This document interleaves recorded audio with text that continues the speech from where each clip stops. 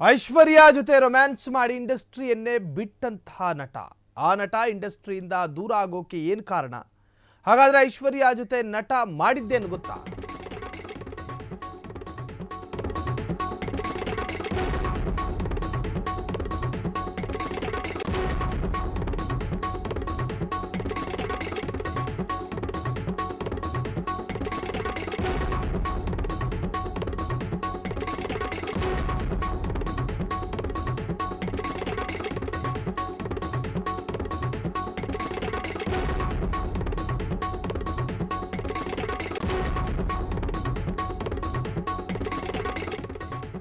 ಇದು ಐಶ್ವರ್ಯ ಜೊತೆ ರೊಮ್ಯಾನ್ಸ್ ಮಾಡಿ ಇಂಡಸ್ಟ್ರಿಯನ್ನೇ ಬಿಟ್ಟಂತಹ ನಟನ ಕಥೆ.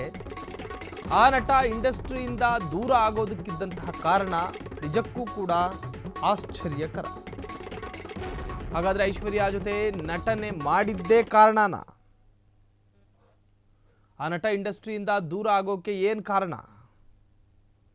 ಸಾಕಷ್ಟು ಚರ್ಚೆಗಳು ಶುರುವಾಗಿದೆ.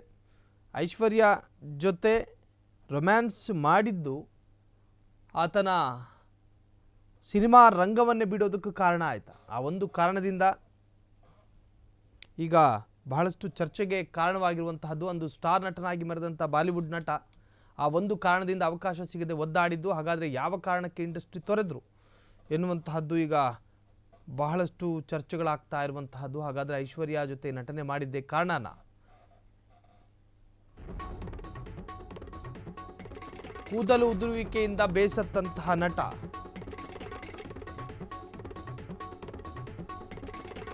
ಕೊನೆಗೆ ಇಂಡಸ್ಟ್ರಿ ತ್ಯಜಿಸಬೇಕಾದ ಪರಿಸ್ಥಿತಿ. ಹಾಗಾದ್ರೆ ಯಾರು ಆ ಸ್ಟಾರ್ ನಟ ಅಂತೀರಾ? ಅಕ್ಷಯ್ ಖನ್ನಾ 90ರ ಕಾಲಕ್ಕೆ ಮಿಂಚಿದ್ದಂತಹ ನಟ, ಕೂದಲು ಉದುರುವಿಕೆಯಿಂದ ಬೇಸತ್ತಿದ್ದಂತಹ ನಟ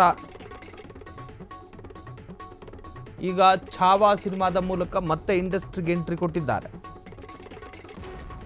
ಛಾವಾ ಸಿನಿಮಾದಲ್ಲಿ ಖಳನಟನಾಗಿ ಮತ್ತೆ ಎಂಟ್ರಿ.